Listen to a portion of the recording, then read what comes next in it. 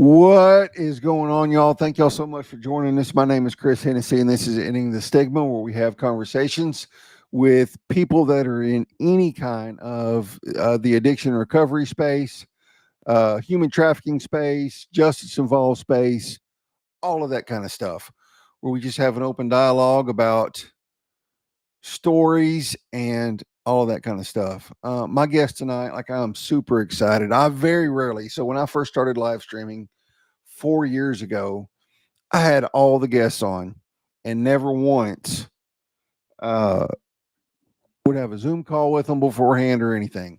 I've kind of changed that up a little bit as time has gone on and I've matured and I've gotten used to all this, where I at least get on a phone call or a Zoom call with someone before bringing them on the show, right? Yeah, Robert, the Gangland cutting board. Like that is absolutely one of my favorites. I squirrel out on the comments, y'all, so y'all bear with me. That is one of the trap house boards. So, fun fact: some of the wood from this house came from 1186 Melrose in Memphis, where two of my dearest friends live now. It was the very first Hope House that Ben and Jess turned, or very first Dope House that Ben and Jess turned into a Hope House. Um, they called this street Hell, and they called that house Doorway to Hell, right? And now Ben and Jess own like 5 properties on it. They own like half the block. Um, Krisha and Tammy live at 1186. They own the properties on either side of it. They own one at 1131 on Melrose. It was a former brothel that they're turning into a Hope House for like 4 families now to move into.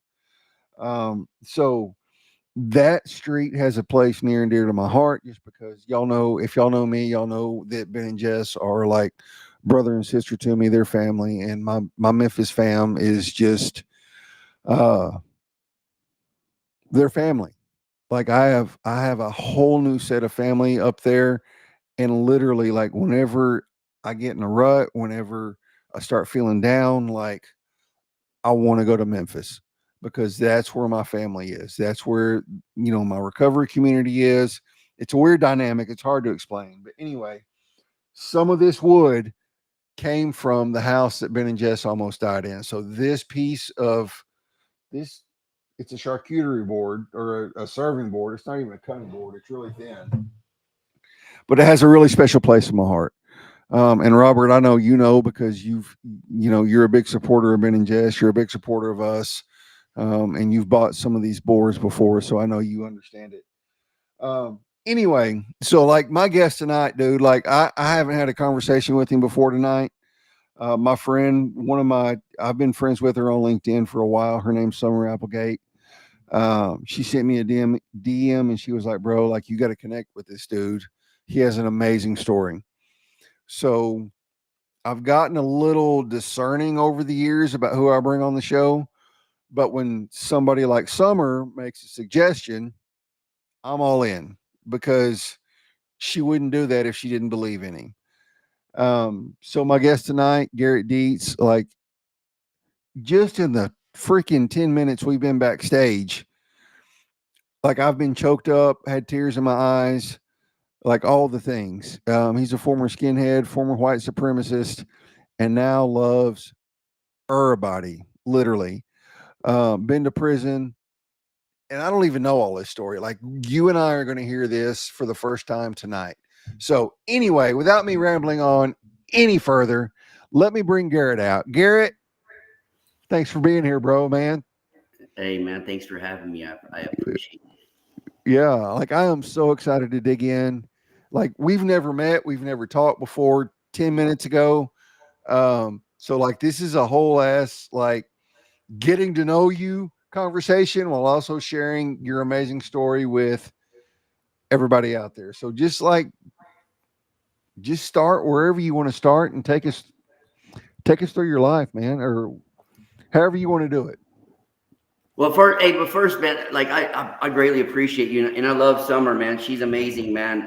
She's Isn't just she though, man? Like, she's amazing. Summer, I love you if you're watching. I don't know if I can't see who's on, but man, I freaking love her, dude. She's so amazing. yeah, yeah. But I met, we linked in together, man, and we just started just sending like a bunch of Bible stuff. Cause look, man, I'm not afraid to say that Jesus Christ, that's my dude, right? So like that's Amen. Come on with it.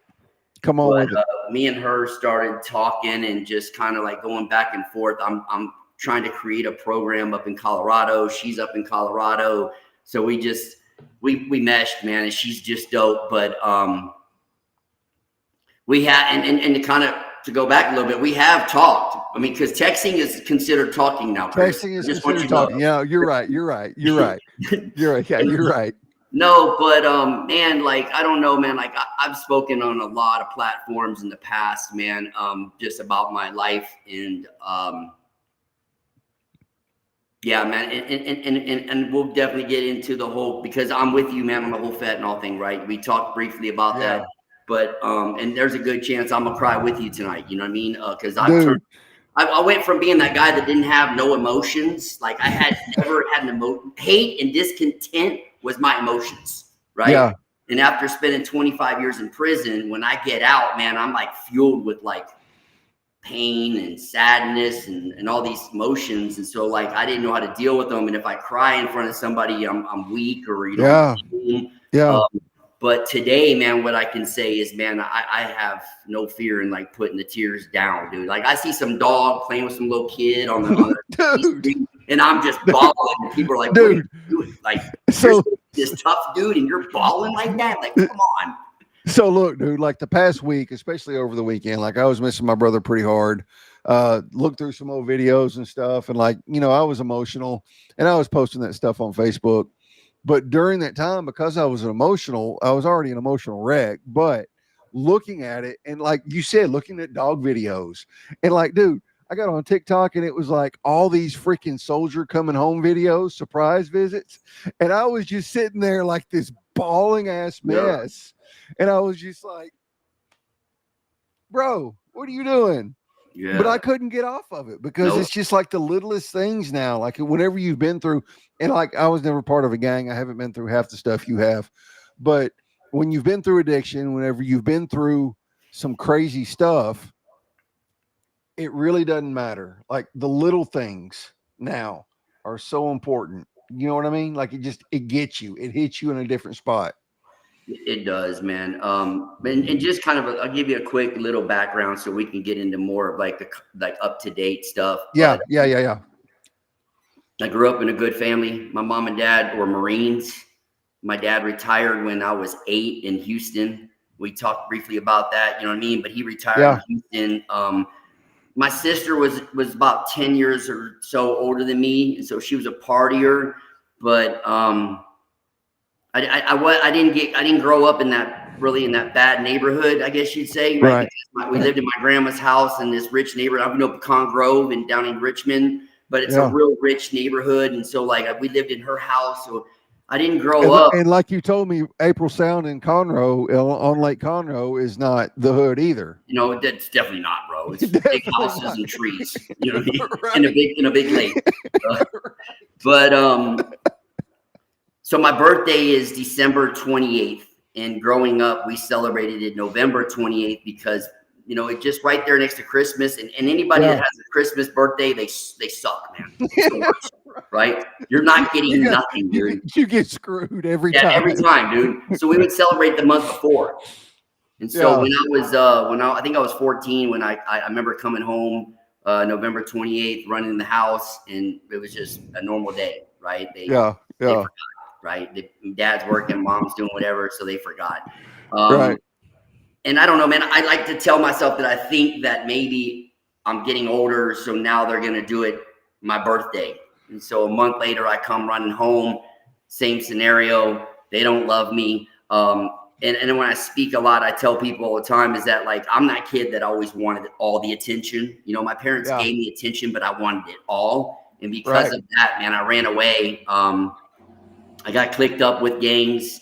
I was going back and forth from Cali back to Cali and from Cali to Houston, but I was clicked up in Cali. In the neighborhood where I was running around at in Cali, you know, you're in Cali back in those days, man, you're either a part of a gang or you're a victim of a gang, right? It's just what it was. And so I'd been in martial arts my whole life, and I knew I could fight really good, and so like I wanted to be something. And the skinheads were the tough guys because they went in packs, and I got involved in that when I was right at 14. Got heavy into it 16. And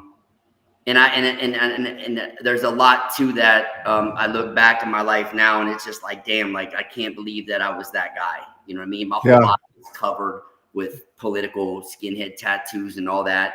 And before anybody asks, the reason I don't get them removed, because I've been asked a million times, why don't you get your tattoos removed? Cover them up. That's part of my testimony, right? No, for sure, bro. I've got a buddy. I did time with him.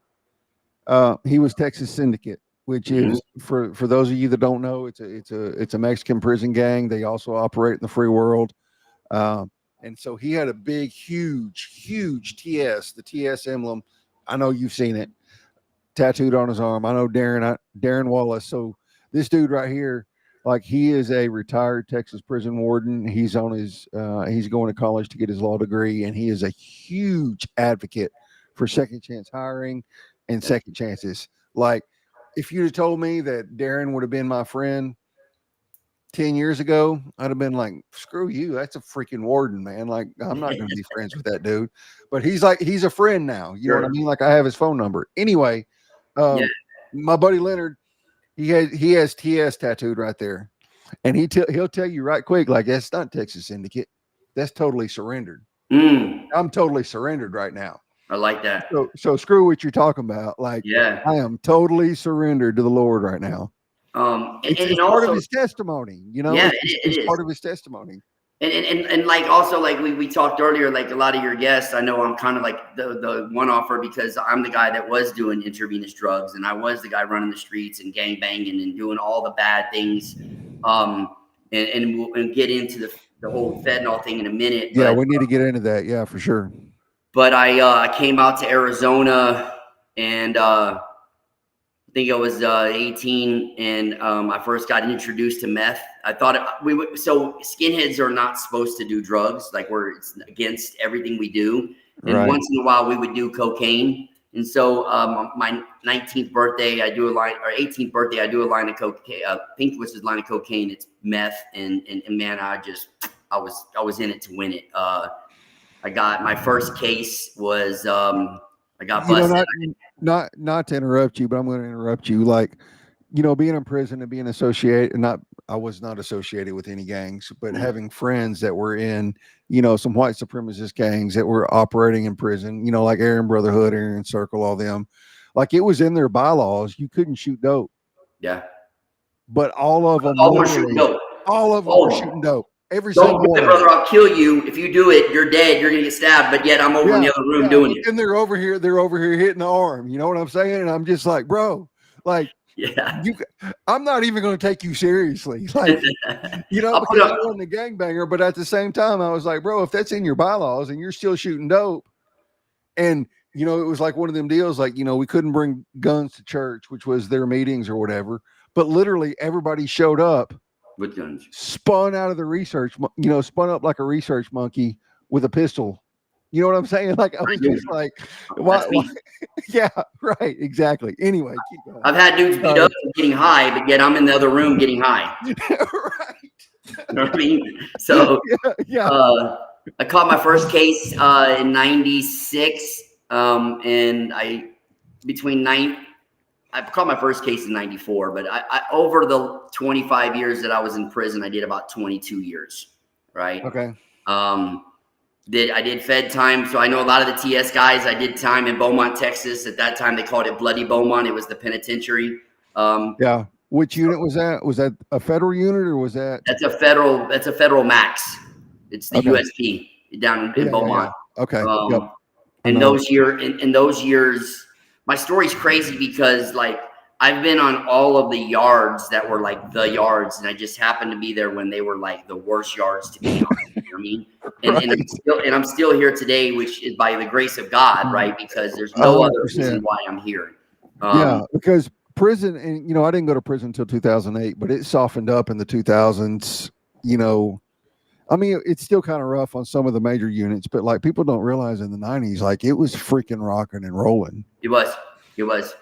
But when I was at Beaumont, we had in 05, there was 147 stabbings, and I think it was 48 murders on that in one year. On one unit. In one year. On Yeah. one unit. Yeah. You got every gang member from every gang in the nation on the yard, 1,200 of us together. Yeah. It's a recipe for destruction. Yeah, for sure, man. Like I would talk to buddies that were, affiliated, or maybe they weren't affiliated, but they were really close friends with people that were affiliated. And they would tell me stories about, you go to wreck and you're lacing up with like newspaper around your sternum, and you've got shanks buried in the yard everywhere.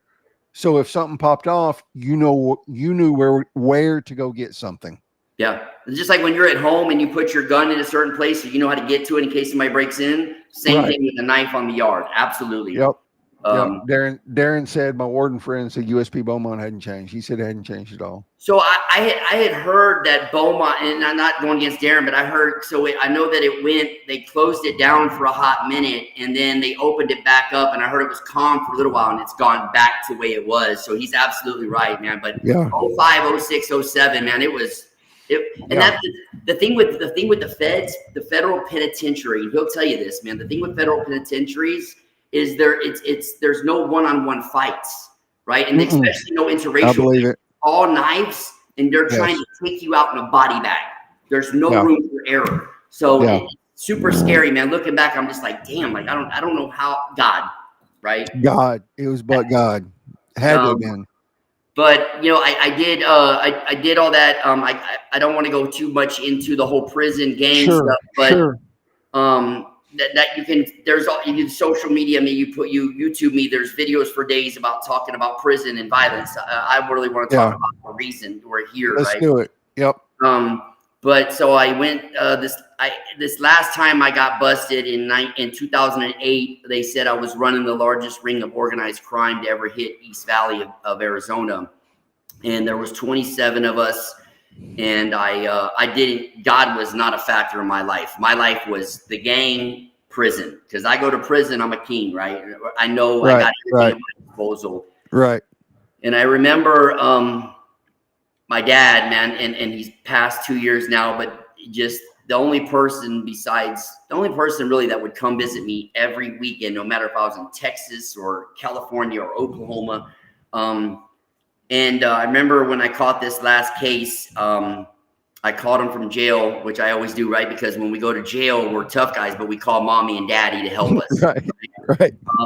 And I called my dad, and he said, boy, he said, this one's not going to help. He said, this one's bad. And I said, I know it is. I said, I don't think I'm coming home. And he said, I hope you do one day, but if you don't, I'll still love you. And like, that hurt, right? Because like the one person that was my hero, I hurt him, right? And I was my first plea bargain was no less than 30, no less than 20, no more than 40 with an aggravated 65.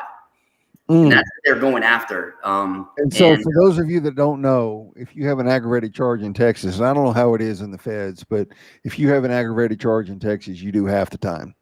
No, it's 85 here in Arizona. Oh, you were in Arizona. 85 I was in Arizona. Of a 85 across the board. That's it. So you were looking at 40, 50 years easy. Yeah, all day. And I was in my 30s. You know what I mean? So it's a life bit. And I wanted to go back. As much as I felt bad for my dad, I wanted to go back because that's just where my boys were, and that's where my notoriety was, and that's all that stuff. Right. And a lot of people don't realize this. Like when you're in the dope game and when you're in the gangs, like it's not like that notoriety is a big deal. It's everything. It's everything. Like it is. You're the go-to guy. You're the one everybody quote unquote respects. Like, whenever you're calling shots and doing all that stuff, whenever you're the big dog, like it's the notoriety part of it. It is, man, and it's sad, but it's true, right? And I look back and I'm like, what an idiot! Like, who wants to be notarized by a bunch of dudes wearing the same color as you that you can't lead, but your little 50-meter freaking track. You know what I mean? Like, right. I'm an idiot, right? But at that point in time, I'm like, that's where I want to be, because that's what it was. Yeah. And I was in my cell. I fought my case for 22 months. There was no, you could, like, again, the Christian thing was not in my vocabulary, you know, and I hated anybody that believed in Jesus, right? Right. Well, you were because- so full of hate back then. It Yeah. didn't matter. Like it was just your life was revolved around drugs and hate. Yeah, absolutely. Absolutely. And Yeah. I had a cellie, he was a Christian dude, and I was laying, I always took the top bunk because I didn't want nobody standing on my bunk. And I'm laying in my bunk and I'm about to go to sleep, and he taps my mattress and he's like, "Hey brother," he's like, "would you like to pray?" And I remember like looking over at him and staring at him, and I was like, "I'm skinhead so and so, I don't pray. Leave me alone." And I rolled back over. Yeah. Letting him know, don't ask me again. And poor Kevin, man, I love you, bro. And he's one of my boys, man. But he came up the next night and he tapped my mattress again, and he was like, "Hey brother, would you like to pray?" And I remember jumping off. I jumped off the mattress and I reared my hand back to hit him. And I was just like, "Yeah, man, I do." And I was like, so like, we did, right? Hidden. I hit it, right? Because I'm making sure he's looking, I'm checking around. And I'd like to say God found me then, right? But I wasn't done being who I wanted or thought I wanted to be. So while I'm in county jail fighting this case, I'm all about God, but also still running the pod. I got my other skinhead brothers coming to prayer circle with me. Like we're faking it, right? And not knowing God had a whole nother agenda. Right. But I ended up, dude. You know how many times I've seen that story play out in people? Like, you know, they do the fake stuff, and then kind of like being in recovery, they fake it till they make it. Then all of a sudden, it's like God grabs a hold of them. Oh man, like, and they're like, "Oh, this is what I've been faking the whole time. This is the real stuff." Yeah. I go to prison. I end up getting 9 1/4. That had a black judge that had some kind of, she saw something in me, right? And she said, "If you come in front of my court again," which they said that all the time. And I went to prison and I got back into the game, man. Drugs, violence. And it was at the end of my bit. I was done. I wanted out and I couldn't do it no more. And then I ended up finding out that I had cancer, right? I was really sick. I weighed about 130 pounds soaking wet. I'm usually about 220, 200. And this black CO carries me to medical. They see me and they find out that I have hepatitis B, hepatitis C, hepatitis E, the whole alphabet. It gave me 6 months left to live. All I wanted to do was keep getting high. And I had a buddy of mine that came on the yard, man, Dean. I love you, Dean, too. And he asked me if I wanted to read the big book. And I was like, "No, leave me alone. Look at all these drugs." I ended up getting sober in prison. I got out sober. I went into sober living, and I really got what I thought was my fire for God, but what it was is just my ego with a little bit of God, right? Because I wanted everybody to know Garrett, because who Garrett was, I'm the guy, you know what I mean? And I can change the world. Right. I got involved with a bunch of what they called out here in Arizona was coalition. There were different coalitions for reentry, like helping people get out of prison, change their lives. And I'm going around sitting with all these congressmen, state representatives, and man, I just I wanted to make change. Right. And I wanted them to use my story and everything about me to make that change. That's that CBS 5 that you watched. That's how that came about, was that Brandon Lee, who the newscaster is, was like, "Hey man, I want to record you." And I was like, "Oh, you know what I mean? Like, they're going to know, you know what I mean?" And he's like, "But are you ready to get out there?" And I was like, "You know what, man, this is my way of telling them I'm out." Right. And so we record the CBS 5 interview. And I blasted myself. I didn't obviously tell on anybody else or what they've done. Sure. I'm not gonna keep was this the YouTube video you sent me today? Yeah. Like, let me go. Like, look, y'all, I'm fixing to put it in the comments. But blasted myself, man. Blasted. Yeah, you did. You straight up did. You blasted yourself. And then, you know, he asked me in the end, he was like, you know, skinheads don't talk on camera. And I was like, nah. Yes. And then he said, well, skinheads don't get out of and live. And he said, how did you? And my only answer was God, right? Yeah. Because, yeah.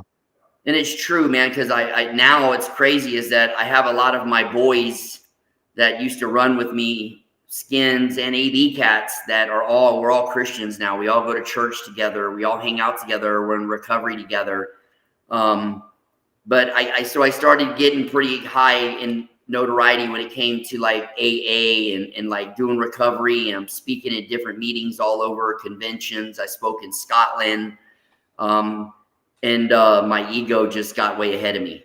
Yeah. Ego got me really good. I got into a relationship with my now kid's mom. She's amazing, right? She's a great mom. We're not together, but we co-parent really good. But I say that as I got into this relationship, and I had never been in a relationship in my life, right? I didn't know how to be loving and compassionate and caring. Right. And regardless of all the stuff that we went through together, I was still mentally just not there. Right. And so last year, I think it was in April, I was at the gym working out, and typically for me, man, when I go to the hospital, because I'm in recovery, if I get the doctor that wants to prescribe me any kind of narcotics or anything, I'll be like, hey, I'm in recovery, I can't take those. Yeah. I shattered my finger at the gym, was in surgery, came out of surgery, refused medication. They said they needed to go in and do a second one in another month or two. And like the relationship broke up. I had my own treatment center that I had started, reentry program, that we lost that because of a bunch of stuff that happened out in Arizona. And I knew, I think I can look back and say I knew that the relapse was coming, right? Yeah. You know, like they say that a relapse happens way before it actually happens, and it's true, right? Right. So right. I used the ego and the loss of her and the broken relationship and the loss of the job and all that stuff. And so I went for that second surgery. And when I came out of it, they prescribed me Valiums. Mm-hmm. And what I tell people is I got home and I took them as prescribed, 4 every 1 hour. You know what I mean? Instead of 1 every 4 hours, it's prescribed. I did 4 every 1 hour. Yeah. Yeah. And and after that, it's on, right? When I'm getting high, I am the most evil, ugly, prideful, disrespectful person there is, right? I'm just dark. Yeah. And I know that. And so I kind of was back and forth with I get three or 4 days sober, and then I go back out and get high. And I wasn't doing this. My story is not that I was doing fentanyl, because that was not my drug. I hated it. I was telling you backstage that I would go to the gym and I got this shirt that has a big middle finger and it says fentanyl dealers, right? Because I'm so against that drug. Yeah. And Halloween last year, my son is born on his birthday's Halloween day. And so, you know, when you're drinking and drugging, when it's your kid's birthday, it's not your kid's birthday, it's your day to party, because it's your kid's birthday. Right. It's my son's birthday. I'm going to get drunk. I'm going to get high. It's cool. And I have gotten all my rights restored. To this day, I got all my rights restored. I got my gun rights back. You know, I got my voting rights back. I got all this back. And so the first thing when I get my rights restored is I need a gun, right? I want to be able to carry a gun in my car, because for 5 years, I didn't have my rights back. I didn't need a gun. But now I got my rights back, so I need a gun. And his birthday, I was plastered, man, and she was driving. I literally thought I was so drunk, blacked out. I'm a blackout drinker, that I was driving, and then I asked her to drive because I couldn't drive. But the truth is we were leaving a neighborhood Halloween, and I was so drunk that I was doing like 60 down the street with kids. Kids Halloween trick-or-treating, man. Yeah. She finally got in the car, and she just couldn't contain me. I ended up getting, she pulled over and called the cops and said, I need help. And I say that because I got arrested. They found the gun in my car. And because if you pull me on NCIC, man, it's like an APB, you know what I mean? Like, oh my God. Right. Like a big light on the thing saying, take him to jail, basically, right? Right. So they arrested me, and while I was being arrested in county jail, she went and got a restraining order on me for her and my son. Yeah. And like, that was it, bro. That was it. And listen, I don't hold no grudges with her on that, because she's absolutely right. You know what I mean? I put her and myself in a dangerous situation. Yeah, she was in the right for that. Absolutely, right. And I tell people that all the time. I have a lot of friends that I hold a lot of resentment to, and I still get to work my amends at them someday. But like, I was mad because they were telling her, "Good job, I'm glad you did that," and I'm just like, "You're my friends. Why would you do that?" But I get out of jail. I find out the restraining orders on me. I can't see my son, and my son and my daughter are my world, man. Like, they're all that I do everything I do for God and them two kids, right? And I just went out, man. I was drinking, and I was doing a lot of cocaine. I was doing a lot of cocaine. I got a really my boy, we call him my brother, man. We grew up together. He's out there now, and he's doing really big things. And so I had as much as I wanted at any point in time for free. Yeah. And December of last year, I think it was December 16th or so, 15th, I get the restraining order gets lifted. She lifts it. She says, "I know you're trying to do right." She didn't know that I was getting high. I had her fooled.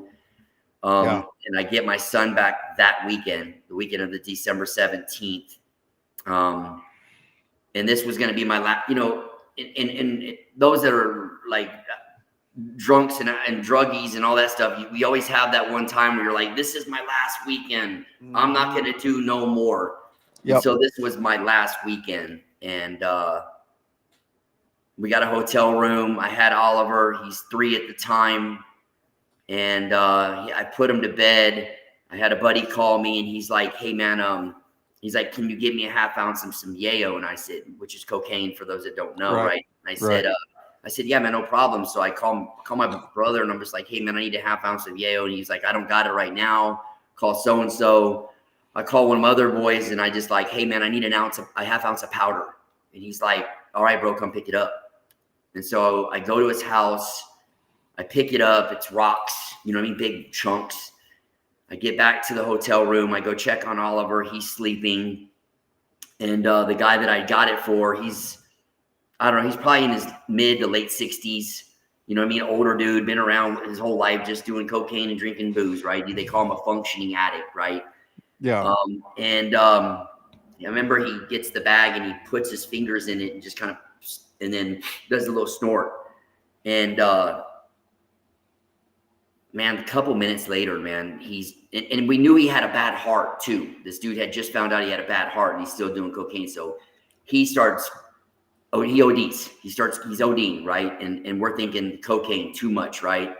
So we're pulling him on the floor. We're doing CPR on him. He's not coming back. We call the ambulance. We hide all the drugs. They come and get him, take him off. Oliver's up. I lay him back down, get him back to sleep. And I get all his drugs and stuff. I put it in my safe. A couple hours later, my buddy shows up. This is probably 2, 3 in the morning, maybe 4. And so he shows up, and he's like, "Hey, bro," he's like, "You got any yayo?" And I was like, "Yeah." I was like, "No, I don't have none, but he's got some, and it's in the safe. We can do a little bit of his, and I can give it back to him later." And so I give him a little rock, and he goes in the other room. And I remember going in and checking on Oliver. And I remember he was stirring, but he wasn't up yet. So I can run and do a line, and then because that's what we do when we're addicts, right? Is that we're the greatest parents, but we're doing shit in front of our kids, right? And that was me, man. And so I go in the other room. I'll never forget this as long as I live. Like, whenever I was doing meth, like, I snorted it. I didn't shoot it. I snorted it and smoked it. But one of my connects, he stayed with me for a while, and his 3 or 4-year-old daughter, one day we're sitting there, we're hanging out in the living room, we're bullshitting, and I never did it in front of her. They did.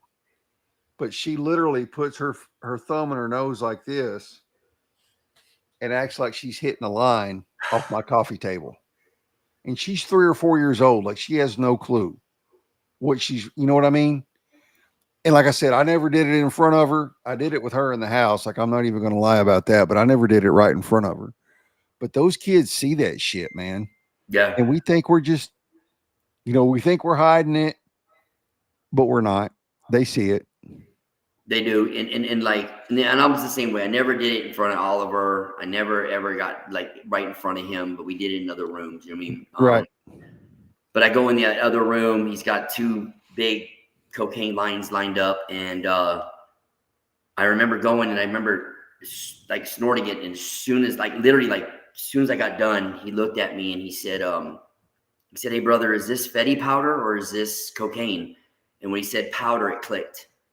When I called and asked him for powder, he thought I meant cocaine. He thought I meant Fetty powder, and so For those of you that don't know, Fetty's just a slang term for fentanyl. it's pure fentanyl. Pure fentanyl. Yep. It's pure. Yep. And so I did the biggest line you've ever seen in your life. Yeah. And so you were immediately shit a gold brick right then because you were panicking, weren't you? Yeah, and I could feel it hitting me because my ears are wobbling and like I know I'm going out. And I immediately called him and I was like, he's like, "Hey bro, is that Fetty powder or is that cocaine?" And he was like, "Oh shit, brother, don't do that. I know you don't mess with that shit. I should have recognized it when you asked for it." And I was like, "It's too late. I just did a big old line of it." And I was out. I was out so bad that they called the paramedics. Two of my boys, they hit me with two nasal sprays, and I think two nasal sprays there, and also one shot in the hotel room. Couldn't get me back. They CPR'd me for 32 minutes in the hotel room. I was dead, and the paramedics that came and got my buddy before knew. I didn't know at the time that he went out with fentanyl overdose, so they knew it was in the hotel room, so they wouldn't come in the room. Yeah. And so my boys ended up carrying me down, and they got me on the stretcher. And this is all what I've been told because I'm dead. Right. Right. And so they worked on me for 20 minutes between the hotel, the hospital, and I guess into the emergency room. Couldn't get me back. Put me on life support, feeding tube, breathing machine, no brain activity. And I was like that for 3 days. And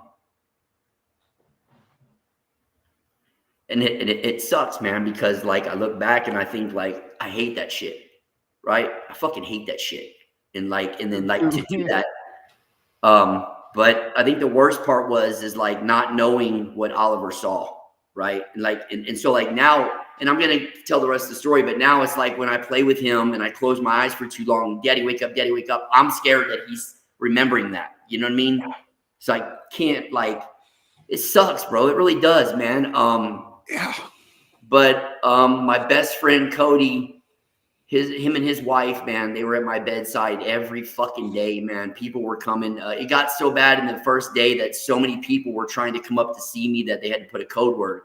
And the crazy thing about that is a really good friend of mine, Travis, got in an accident, and we were going to the hospital to see him. This is months prior, and his family ended up putting a code word, and we couldn't see him, and we don't know if he was dead or alive for months, right? And so right before this happened, I was talking to my mom and my brother, and I said, if anything ever happens to me, don't put a code word on me because I want everybody to have an opportunity to see me.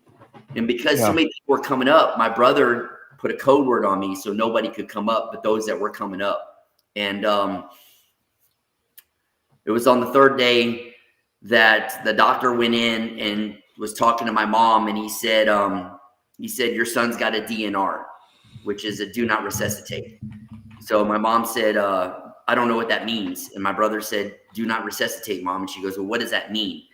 And he said, it means that he doesn't want to be like this. We have to let him go. And so they were basically letting people say their goodbyes, right? Before they pulled the plug. And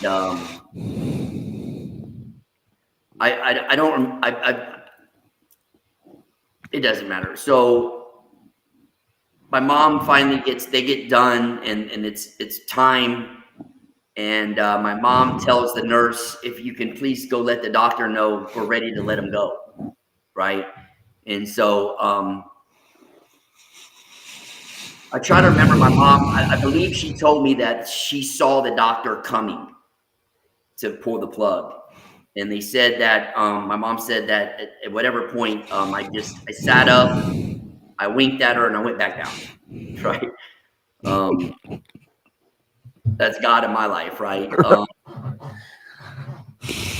And I'll never forget this, man. I remember finally when I was the next day I started coming to, and they had that that feeding tube down my throat, and it was hitting something because I couldn't catch my breath. I just kept. And so, like in prison, you do sign language. Like I know regular sign language and gang sign language, right? Right. So there's like I tell people there are 5 people in my room, and I'm like signing to them to try to tell them that there's something going on. I'm pointing at my chest and I'm doing sign language. Nobody fucking speaks sign language, right? So right. I'm just like, come on, right? So then I started doing this, like I needed a pen, and my mom's like, you're always trying to communicate. And I'm like, yeah, of course I'm communicating. Like, give me a pen. Yeah, so yeah.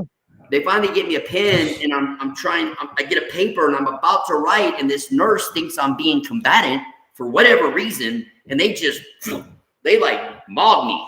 And so like I ripped off one of the freaking things, and I'm fighting them, and so they put me back out. And I woke up the next day, and the trach was out, and sitting next to me was I call my brother John. He's a greeter at the church I was going to, and I had never been knowing John outside of that church. Right.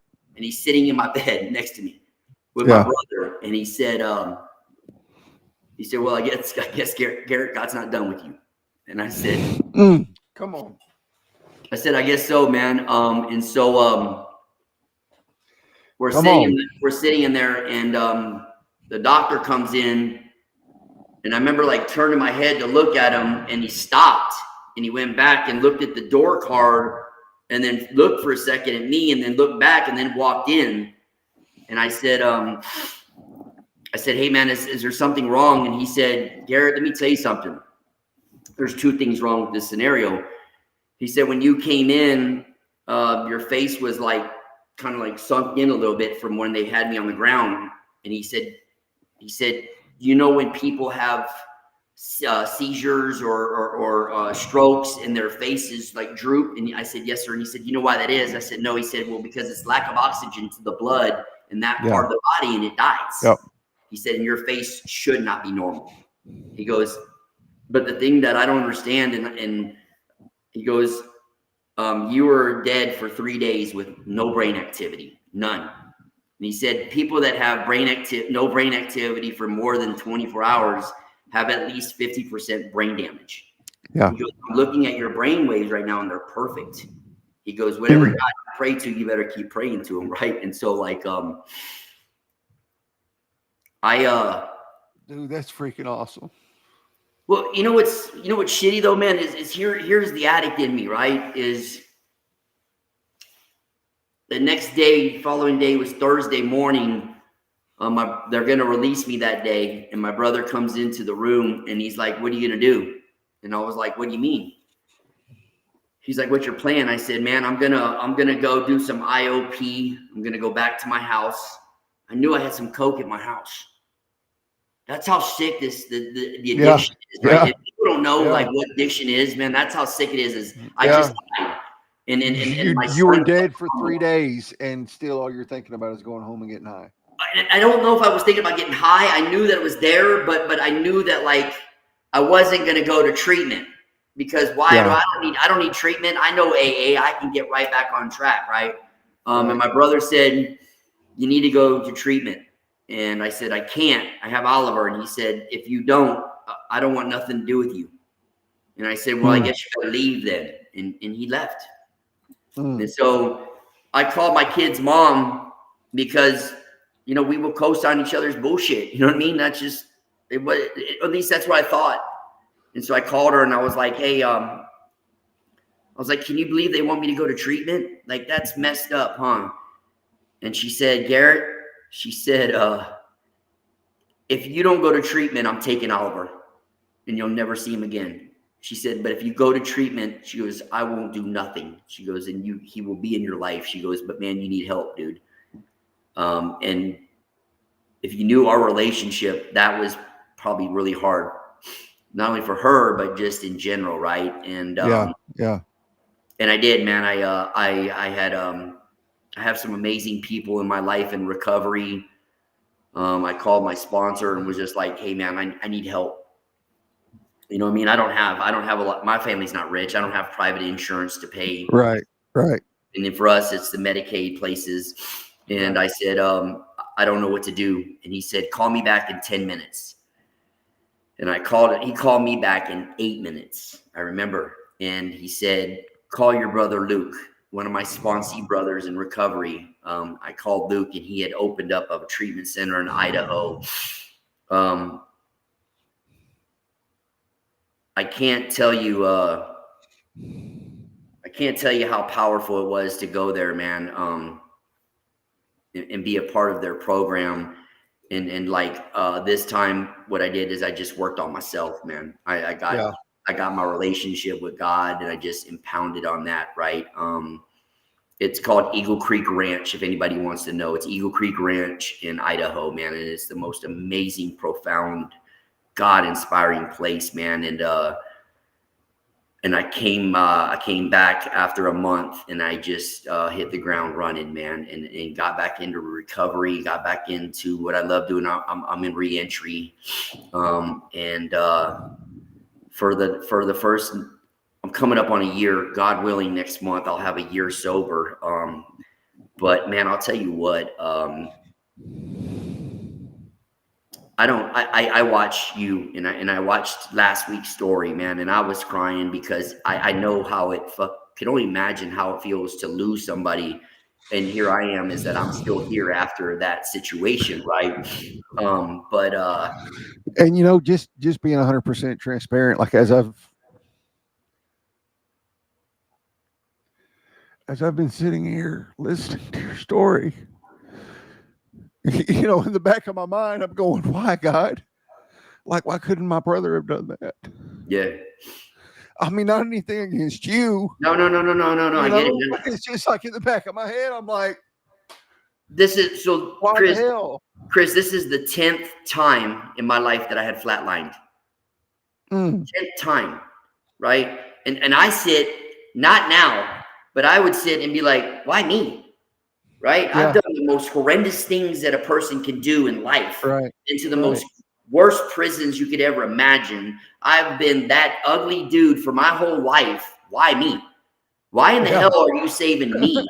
Right? And why not somebody that's a good dude that just OD'd and died? Why not him? Right? And I lived that life for a long time because like I couldn't understand it. But what I've come to notice is that God's purpose is not my purpose. Right. And his story is my story. Right. 100%. So like, I tell people now is that I can prove that Jesus is real. And people are like, what? And I was like, I can prove he's real. Yeah. Like, you want to know that? And they're like, well, prove it to me. And I'm like, if you knew my life before and you know like my life now, you'll know he's real, because people like me don't change. 11 years ago, I sat in prison. I had no intention of getting sober. I had no intention of having a kid. I wanted to be in prison the rest of my life, be involved in gangs, maybe 12. But regardless, is that like his purpose is way more higher than mine, right? And so like I'm fortunate, I'm blessed. But I know this much, man, is I know I work with a lot of nonprofits. A lot of my really good friends are high-end Christian rappers, big name guys. And I do a lot of work with the homeless. Aside from my work. And what I will tell you is that like every day that I can, if I can stop one person from smoking a pill, or snorting some fetty powder or any other drug, it doesn't matter, man. That's my life now. It's all in my life to do. No, 100%. I could easily go make $1 million doing other things, man. I guarantee you. But I don't, because it's important for me. Two things is to know that God is real. Jesus is real, right? For And if you real. don't believe in him, I'm sorry, but one day you hope to figure that out. And the second thing is that drugs will kill you, right? For And I'm sure. living proof of that, right? And so I know that this, man, is that like I didn't think when I got out of prison I'd be 50 years old, single with a kid that's 4 years old, working in a reentry program that I've been gifted from an amazing company, right? Granite Mountain is in Right. Prescott, Arizona, the best people in the world. But I never thought that this is where my life would be, right? Right. But man, Yeah. I No, get to I live get this that, life, dude. man. If you'd have told me, so my brother died in March. If you'd have told me in February that I'd be doing what we're doing now with my family, my sister, she's not blood related, but she's on here, April Garner, like she's our sister. But I'm doing this with my sister, my brother-in-law, and I'm doing it with April. That we're going in the homeless camps, so like we're reaching out to the addicted and the homeless and all that shit. If you'd have told me I'd be doing that stuff in February, I'd have laughed at you. Well, I would take it further. If you would have told me 12 years ago on a prison yard that Oh, I'd for be, sure. that I love Jesus, right? That I would have a 4-year-old kid, that I'd be sober, that I'd sit down with these like the high-end people of Department of Corrections, and I'd go back into Right. prison. I would have stabbed you. You're freaking nuts, dude. You're Yeah. crazy. Yeah. And that you'd be loving blacks and Mexicans and gays and all the other people that Listen, you used to hate. I could bring Najee in right now, man. My sidekick, my ace deuce, his name's Najee. He did 42 years consecutively in DOC. And we're up here running this program in Prescott together, right? And they gave us a little house to live in while we're up here working. And like, that's my ace deuce. Yeah. So yes, no, people would never believe that. And people hate that. You know what I mean? But the word of God says that the more closer you get to God, the more people are going to hate you. Come on, man. Right. Yes. And so that's me, man. It's like, I get it. I know they're going to hate me. I know people aren't going to like me. I know they're going to talk about me, and that's fine. But one thing you can't talk about is Jesus, right? And you can't talk about the fact is that everything that happened to me in my life did happen. And he brought me through every one of it just to testify to his story, man. That's it. Yeah. Come on. 100%. 100%. I get it. Yeah. Yeah, man. You had me in tears, man. That's crazy. Dude, On a you had freaking me live in tears, podcast. man. Yeah. Wait till And I the hope, people make talk right now. and I hope you didn't misunderstand like the way where my tears were coming from. No, Like, I'm no. so happy, bro. Like you're still alive. Yeah, Jennifer. The weapon may be formed, but it won't prosper. It Yes, doesn't prosper, exactly. man. Yeah, and I just put that like so. Look, y'all, we just put that on a shirt today. If you want to go get yours, theravenmerch.com. There's one in the store that says that. Dude, this has been an awesome conversation, bro. Like I legit next year, like I want to come to Arizona and hang out with you for a weekend or something, and just see what you do and do what you know. Come, man. Help you do what you do. Like maybe bring the fam with me, and the rest of the Raven is here. Like this is you're doing the thing, bro, and like it's so awesome. Just coming from being in prison and seeing like people that are in white supremacist groups very rarely change because it's just such an ingrained hatred for literally everyone, even your own people. Oh, I hated any white people. You weren't white.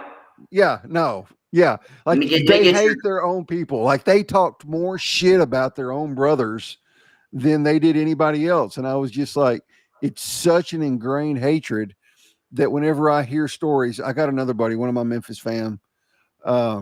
He's ex-AB, and he is the most loving dude you'll ever see in your life. A lot like you, in and out of prison his whole life, drugs, like the whole thing. And just when that happens, I'm just like, but God, like that is an awesome God story, Bro, listen, if you saw me at church, man, me and my boy, so I have a house down in Gilbert. Like I said, I'm in Prescott for work right now, but I live with one of my best friends in the world, right? And if you saw us at church, right? I mean, we're the dudes that our hands are raised, we're crying, we're in the moments, we're like, amen, like what? That's us, man, right? We listen to worship music or Christian music. I don't listen to anything but Christian music. No, like, I don't either. Very rarely. It's gonna be some Christian rap, or it's gonna be some Christian metal, but like I don't. And I'm like, who is this guy? Like, who am I? Like, right. Like, is this even real? For sure, man. Right. So like, but this is, and I'll close real quick, but tell you. So like, I got out of treatment and I started roofing because my dad was a roofer and I loved roofing, right? And roofing's a tough game. It's a lot of money, but it's a tough game because pay and insurance and all that. Right. And 3 years ago, one of my good friends owns a treatment center up here in Prescott. Man, he's the most amazing Christian brother, right? And he offered me a job. I didn't take it. And so like a month ago, I have the couple of the higher ups in DOC, asking me when I'm going to come back to get involved in reentry because that's my passion. I don't know. And Jeff calls me, man. Jeff Young is his name, man. He's the owner of Granite Mountain Behavioral Health in Prescott. And he said, Garrett, he said, man, I want to open up a reentry program. He said, I want you to come up and run it. And I was like, in Prescott? Like, it's cold. It's like freaking snowing here, right? And so not yet, but it does, right? Right. Yeah, because it's in the mountains. Yeah. But he gave me and like I said, my sidekick Najee the most amazing opportunity to like create a real reentry program to teach men and women to getting out to have jobs and have a life and to change and to show that you don't have to go back. Right. Yeah. I'm living proof that you don't have to go back. You can die, but you don't have to go back. Right. Right. But and so like when I say I'm blessed, man, I am truly blessed, man. My life is blessed. And like I get to wake up every morning knowing that like I got a God who loves me. I don't have to get high, and my son's in my life, man. Yeah. That's a huge thing. Having your son in your life is a huge thing. It's everything. If you knew this little terrorist, you'd understand.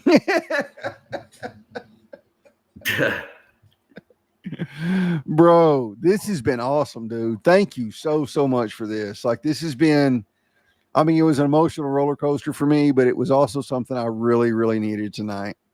So thank you for this, man. Thank you for coming on. Summer, I don't think you're watching because you hadn't commented, but thank you for the introduction for sure. Yeah, absolutely, man. I'm gonna get up there and see her soon, man. I want to go hang out, take her to dinner because she's an amazing woman. Dude, she's awesome, and she loves the Lord. Like, that woman loves the Lord, man. Listen, I'm a quick story. I was scared. LinkedIn is like a business platform, and if you go to my Facebook page, it's all God stuff, right? Just blasting God, right? Yeah. And so I'm talking to her Summer about it, and she's like, "Put it on LinkedIn," and I was like, "No, it's business." She's like, "Everybody's doing it now, Garrett." And so like I send her every morning, I send out this, I do a writing every night and I send it out to about 150 people, like a Bible thing. And I send it to her every morning. And she's like, "Put this on freaking LinkedIn." And I was like, "No." Yeah, do it, so bro. she had me do it. And man, like, she's just amazing, man. She's just an amazing individual. Yeah, she is for sure. And she has shared a little bit of her story with me, and I'm not going to get into it because it's her story to tell. And she's not sure she wants to tell it all yet, but she has a little bit of a background with family that's, been justice involved and drug involved and all that kind of stuff. But, and I didn't know that. Like, I didn't know that until she did our intro. And, she did the introduction in the DM or whatever. And she was like, "Hey, you need to connect with this dude." And then she sent me a DM privately, kind of telling me a little bit of her story.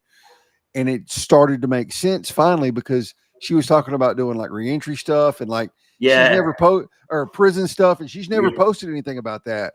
And she was like, "Chris Hennessy, like I'm going to be hitting you up, like, whenever I need ideas or whatever, like all this kind of stuff." And I was like, "Where is this coming from?" And then she shares some of her story, and it just goes to show, like, man, you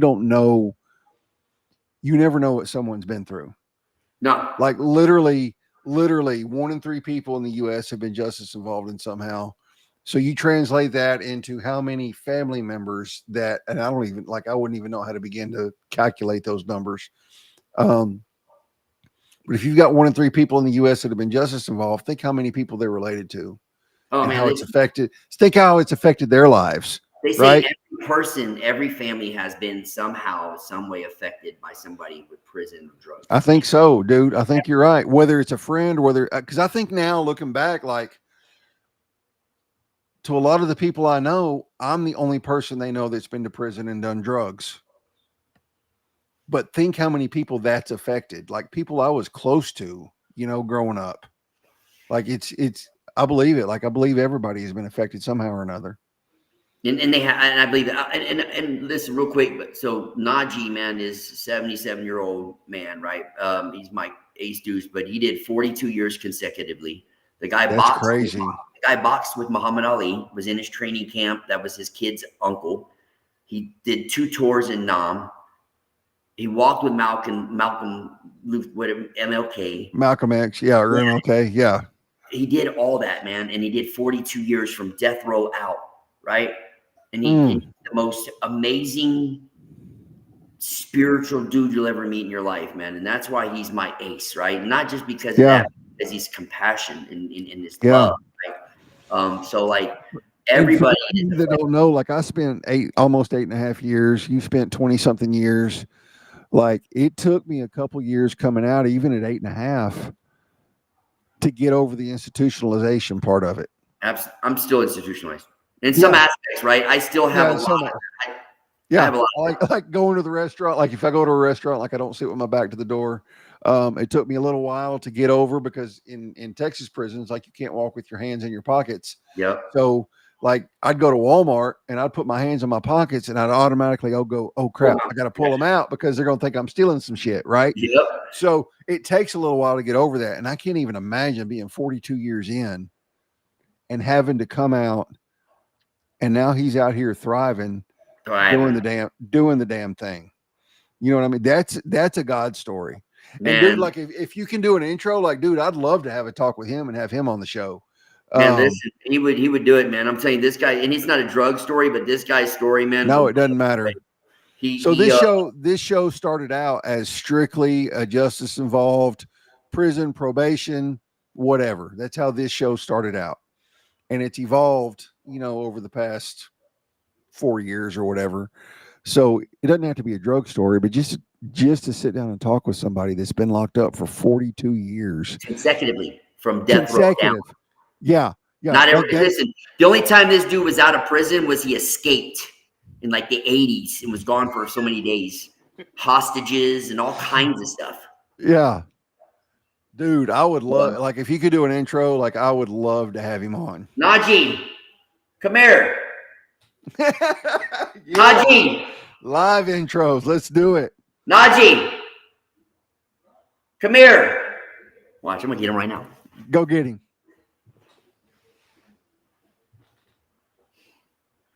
Yo. I'll just stand by a minute. Come here real quick. I want to meet you on the phone. You want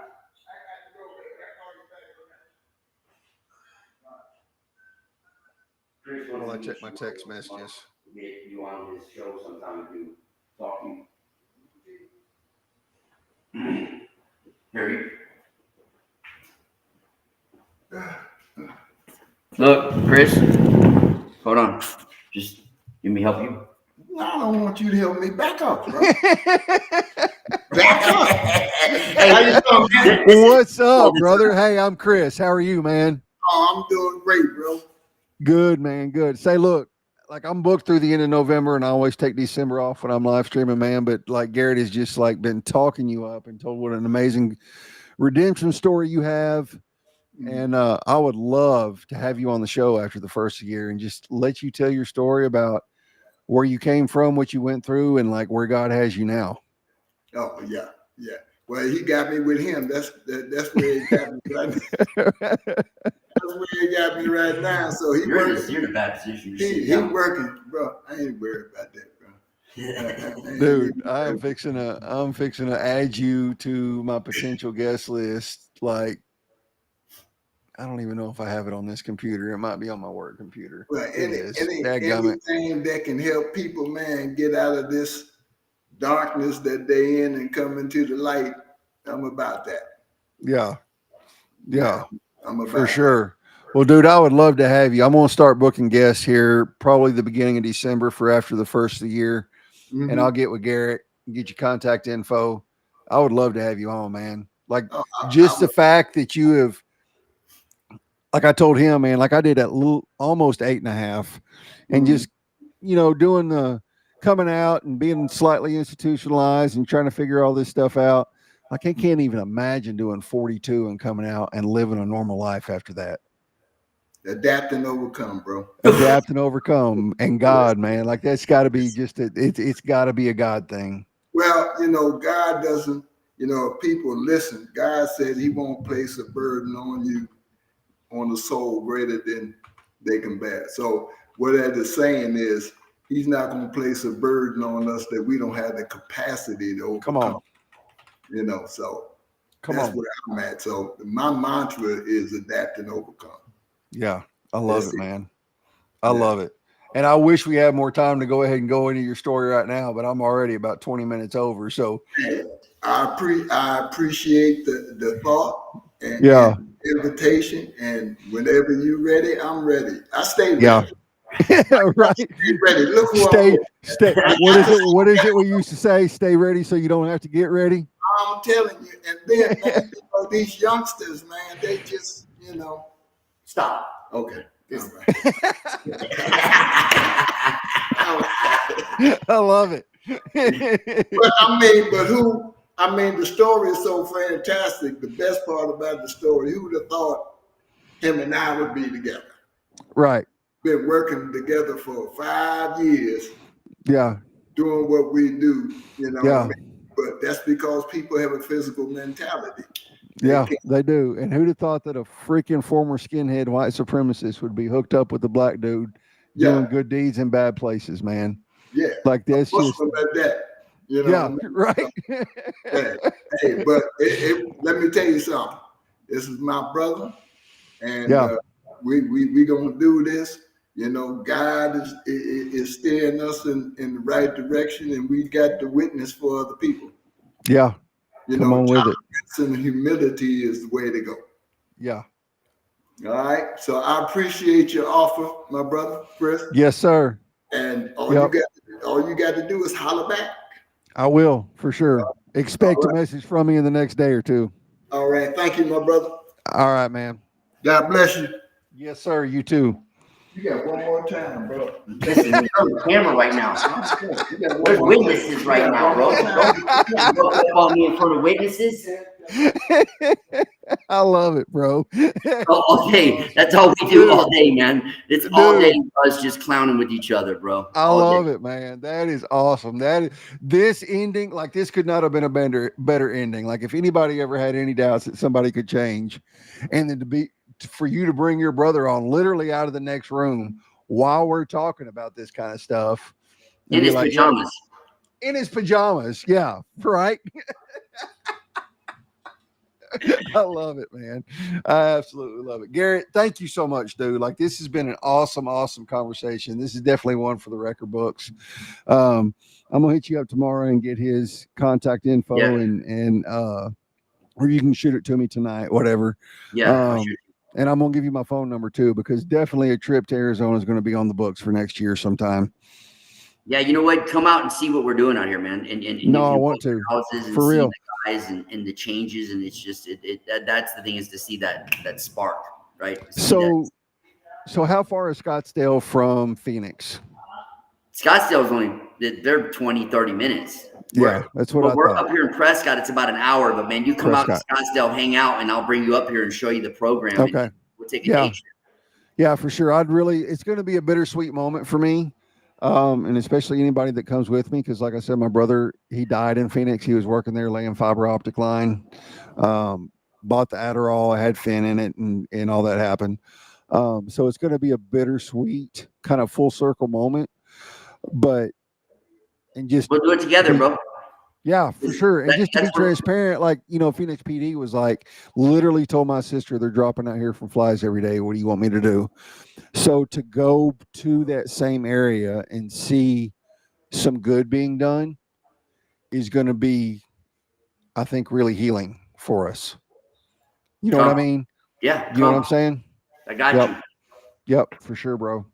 I got you. You know what we'll do is, and I'm sure you would be down for, is we'll go hit some camps, some encampments where there's. Let's go, bro. Let's do it. Like anytime, like we go to the homeless camps here, we're a little bitty town. It's like 14,000 people. But anytime we go to Memphis, like we hit the hoe track, we hit where all the, the prostitutes are hanging out, and we, just go love on them and visit with them and talk to them. And like anytime I can get out there, or any of us, any of the four of us can get out there and be like, just to love on people. You know what I mean? Just go hit them. Just go hit them. Talk to them. Be a friend. Like no agenda. No, I'm not trying to get you into rehab tonight. Like, let me just be your friend and love on you. Yeah. Yeah. Let me pray for you. Let me talk to you. If I got some money, I'll go buy you what you need, man. I'm not playing, man. No, we do that every single time. Like, yeah. And really, like, it's been really cool. Because when we go to the homeless camps, we go to 4 different ones. There's 2 in one, 1 in one, 5 in one, 2 in another. And really, like, the amount of stuff they've asked for has been so minimal. Like, it's not what you would think. Most people think the homeless are out there just begging. But like, literally, one of the camps last week was like, "Hey, it's getting dark at 5:30. Like, we would love some battery operated or solar powered lights." Like, it wasn't even anything crazy. They weren't asking for cash. They were like, "Hey, we just like a little bit of light so we're not sitting in the dark all night." You know what I mean? I know what you mean is this, man. Like, even ones that are holding up cardboard signs asking for money, man. Like, I have more respect for them because when I was out there, I wasn't holding a sign. I was doing really ugly things to people. And at least they're just, listen, man, they're just asking. Yeah, they're just doing their thing. Yeah, I ain't even mad at them. You know what I mean? Like, and we don't give cash. There's a couple of them we'll give cash to, not very often. But we always ask them, "Hey, you need anything? Hey, you need anything?" And literally 95% of the time they say no. But when they ask for something, it's something they really want. Like some lights, because it's getting dark at 5 o'clock. You know what I mean? They don't want to sit in the dark. You know what it is out here that they ask for a lot, and I try to do it as much as I can, is a tent. Can you give me a tent? Just so I can have somewhere to put my head down. Yeah, man. So we had some of that too. We did a winter readiness drive, and I don't even remember how many tents we had donated to us. Like, people ordered them off our Amazon wish list, tents and sleeping bags. Just so the dew isn't falling on them whenever it's freaking 40 degrees. They don't have to wake up wet. You know what I mean? Yeah. That little $27 tent. I was going to say a $30 tent, bro. Like, that's a life changer for someone. Here I'm living in this nice house and got finer things and shiny cars and jewelry and all this stuff. And these people just want a tent. They just want a tent. Yeah. Or some shoes. You know what I mean? Dude, listen to this. So one of the dudes is he kind of, it's his homeless camp. He's the head honcho there. We show up one night to feed. It was just my brother-in-law and I. Like, my sister couldn't make it. April couldn't make it. Our other sister. And we show up. We talk to them. We give them their food or whatever, their ice and all that kind of stuff. And we were like, "Man, like, you're barefooted, bro. What happened to your shoes?" He was like, "Man, I walked the soles right off of them." And we were like, "Man." So my brother-in-law was like, "Well, what size do you wear?" So Mark told him, and he was like, "Here," literally gave the shoes off his feet and walked back to the truck in his socks. Been there, and it was just a used pair of tennis shoes, man. Like, it wasn't even anything crazy, but bro literally walked the soles off his shoes, and he just needed something to put on his feet. Yep. Dude, listen, I see that all the time, man. Like, I tell you, I work with a lot of nonprofits, man, and it's just we have a square out here in Phoenix, man, and it's just and it's getting worse and worse and worse and worse, and now it's everywhere. And man, like, I'll tell you a quick story. I know it's been over time, but so I got out of prison. And I was going to an AA meeting, and I was getting off the freeway in my car, and I'm bumping. I got the big system. They got the 20-inch rims, cool car. And this homeless dude was asking for money with a sign. And I'm just letting this dude have it. "You piece of blah, blah, blah. You should get a job." And I'm screaming and yelling at him. Again, just out of prison. "You weak," and da-da. And my sponsor is on the phone on my car. And he's like, "Garrett." I'm like, "What?" He's like, "Who are you talking to?" And I was like, "This freaking homeless dude, like, asking for my money." He's like, "Garrett." And like, I'm screaming again, "Garrett." I'm like, "What?" He's like, "Man, whose money is he asking for?" I'm like, "What?" He's like, whose money are you asking for? And I was like, my money. It's my job, my check, my money. He's asking for my money. He goes, Garrett, he goes, you ever thought about that? That's God's money and he's just asking for it back? And I was like, oh, bro. Come on. When he said that, man, to this day, it has stuck with me. Is that like, that's not my money. That's God's money, right? Come on. So if I've got cash, they get it. And because it doesn't matter where. And people are like, well, you don't know where that's going. It's not my business. It's not my business because I don't know. It could be going to a pair of shoes or a tent, or it could be going to some pills, but that's not my job to know that. No. But I know that there is a possibility that that person might be getting something good with it. And so again, it's me giving it back to God.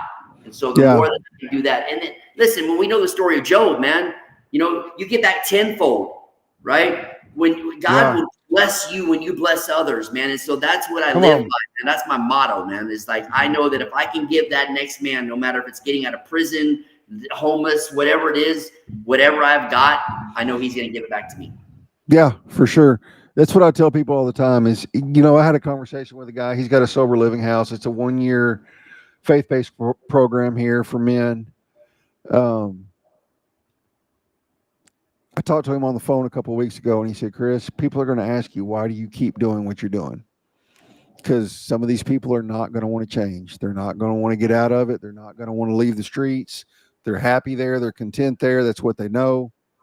He said, but what you tell them is what you do is not contingent on how they react. It's contingent on you're being obedient to what God has called you to do. Well, look what God, listen, when Jesus was walking the earth, who did he hang out with? The leopards. The lepers, the prostitutes. That's today's days homeless, right? Yeah.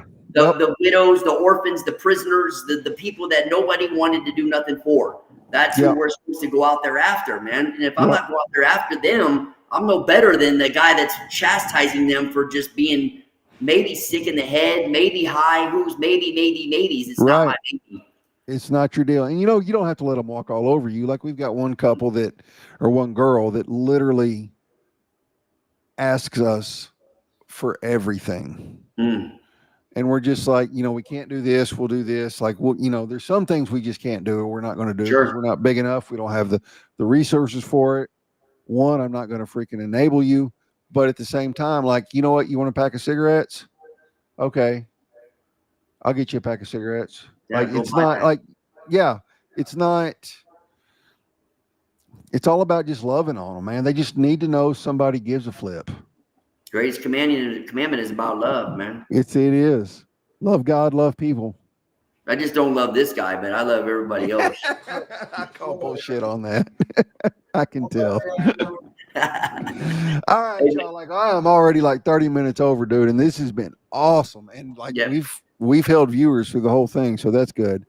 Next week, same time, Monday night at 7 Central. I have one of my Memphis sisters, Shelby Lee. I have not heard any of her story. I've met her a few times. She's just an amazing, amazing person, and I love her with all my heart. Like I literally, like she is my sister. So we're gonna sit down and we're gonna have a talk and just kind of hear like her story and where she came from and what she's doing. Like she's doing great. Like she is doing so awesome. Like she has her kids in her life. She's sober, all the things, but I just haven't heard all her stories. So I'm gonna sit down with her next week and we're gonna talk about it. Garrett, dude, any last words before we get out of here? Nah, man, I appreciate you even giving me the opportunity to come on and talk, man. Dude, this has been awesome. Like I needed this tonight, for real. Like this was good for me. I need it, man, right? Because this is the opportunity to get out there and let people know, man, do God's work, man. That's it. Just do God's work, man. That's all you got to do. Yeah, and if God can change you, he can change anyone. They say that all the time, man. They say that all the time. If I can change anybody can. Anybody can. And I think we can all say that. Anybody that's had an addiction story, because, you know, if you've been in addiction, there's a 99% chance you've been a POS. No, you were. Yeah, you were. Yeah, 100%. You're right. It's 100%. You know, we've all done things we're not proud of. But if God can come into our lives and change someone like me, change someone like you, change someone like Najee, he can do it for anyone. Yeah. All right. Cool, man. Appreciate you, bro. Yeah, man. All right, y'all. We'll see y'all next week, Monday night, 7 p.m. Central. Love y'all. Thank you for all the support, and we'll see you next time.